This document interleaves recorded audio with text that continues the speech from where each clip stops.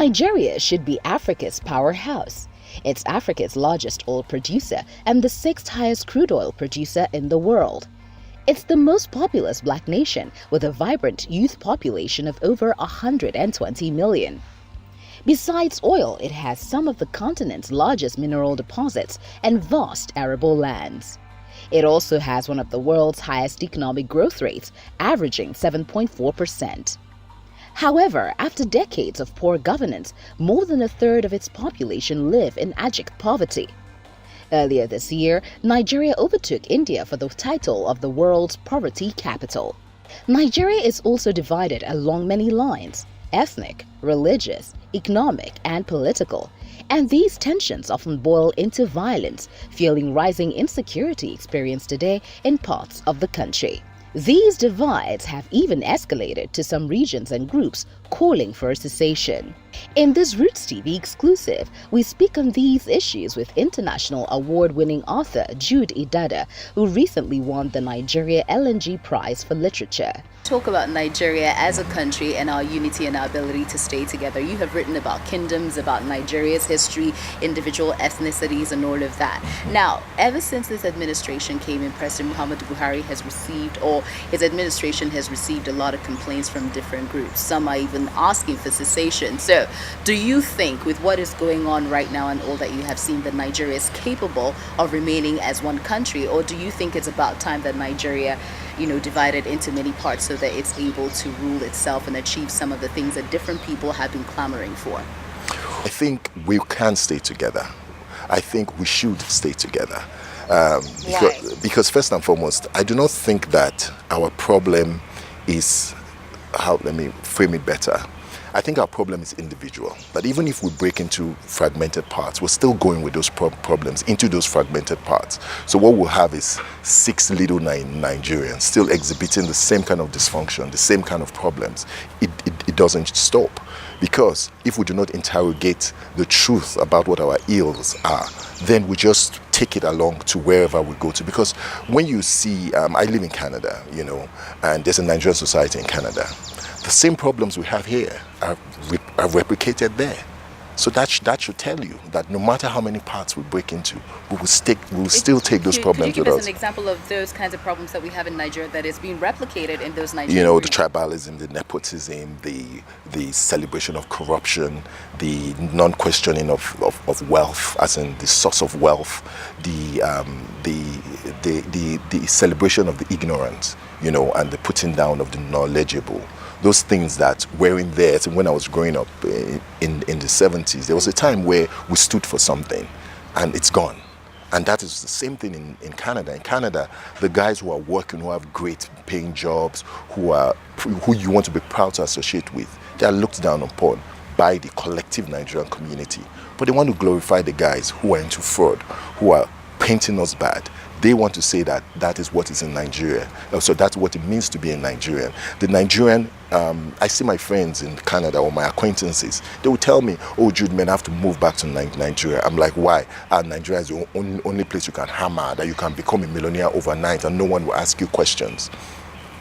That's terrible. But that is what happens here. That is what is happening. We don't question. We don't interrogate. And when the person that is actually falling short of our value system is actually questioned, we defend him based on religion, we defend him based on tribalism and all that kind of stuff. So those are the questions I think we need to ask. It's not about fragmenting, it's about addressing our value system and our collective definition of self. It's interesting you brought up corruption, because as a matter of fact, I don't want to push you so much into politics, but politics is what we talk about a lot in this country. Cool. This administration has made it its major assignment to fight corruption. However, there are people who keep saying the fight of corruption or fighting corruption by this administration is basically targeting the opposition. When you see this country, tell us what you also hear outside of the country. When you hear of this administration fighting corruption, do you really think it is about ending it, or just lip service, or just, like some critics have said, it's really about fighting the opposition? And is it even possible to end corruption in this country?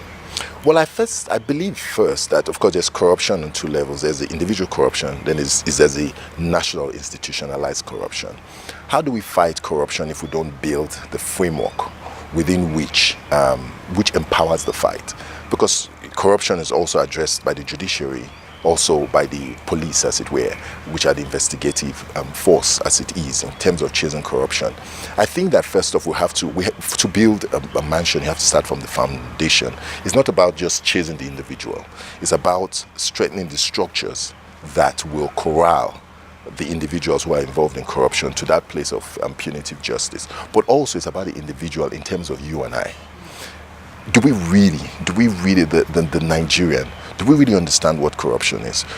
Are we willing to fight it when it affects us? Because we're all corrupt in our own little way. We're all corrupt across the board. So I hear stories about, the present administration is only chasing people who are opposed to them and this and that and that. And I tell them, I say, okay, let's forget about the top. Let's talk about the bottom, you and I. Let's address it. I'll give you a perfect story. So I'm driving in a taxify in Lagos, Nigeria, and the taxify driver is going on about how the president is corrupt, how he's hiding his work, just on and on and on. And I tell him, he says, I have to pay cash. And I say, why? I have cards to pay your taxify. He said, no. That if I pay him a card, it's going to take a while for taxify to pay him the money. But if I pay him cash, he can hold it and not share it with taxify. I said, but why don't you want to share? Don't you guys have an agreement between? Yeah. He says, well, he doesn't care that once he just gets enough money on his own, he's just going to leave and he wants to travel abroad. And this is a man who is saying in that same breath how the president is corrupt and how the government is corrupt. And I asked him, I say, you have a contract, a social contract with the president. You voted him into power with a collective agreement on what you want him to perform as. He said, yes. I said, you voted? He said, yes. I said, so that is the same kind of agreement, the social contract you have with Taxify, that there's an expectation of self from you. You are falling short of the glory. You are doing it, but you cannot see it. Interesting. Despite the dangers involved in migration and ill treatment some Nigerians receive while abroad, recent surveys by several UN-backed non-profit organizations reveal that 1 in 3 young educated Nigerian wants to leave the country for greener pastures. About 8 in 10 potential Nigerian immigrants are aged 35 or younger.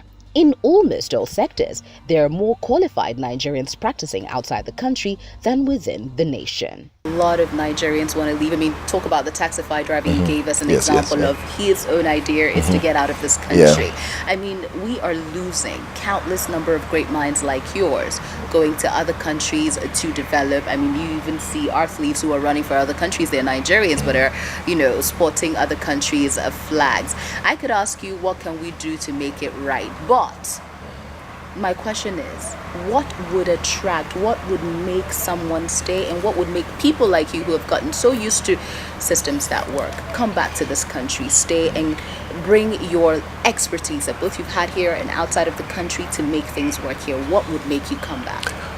I think first of all, I'll just start by saying this. You have to leave Nigeria to discover Nigeria. You have to be separated from Nigeria to fall in love with Nigeria.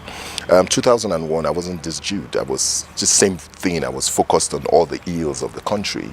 And when I left Nigeria, after a couple of years, I started seeing Nigeria differently. I started understanding what our strength. Of course, I was still aware of our weaknesses, but I started seeing our strengths. I started seeing things that we have that we take for granted. Example? The sense of collective self. That even though it's deteriorating, we still have this thing about family. The walls between us, the family, that thing of the collegial system. Yeah. It's something that you cannot even, there's no money value to it.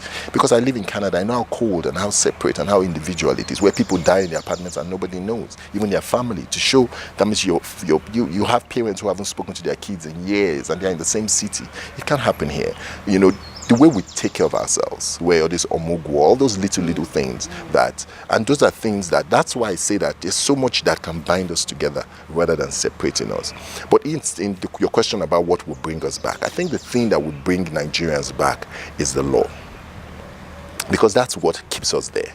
The law, because the law, what it does is that it equalizes and it protects, where you know that you can seek redress, where you know that there's something that is, how I put it, is curtailing your actions as it concerns you and the other individual and you and the authorities, as it were.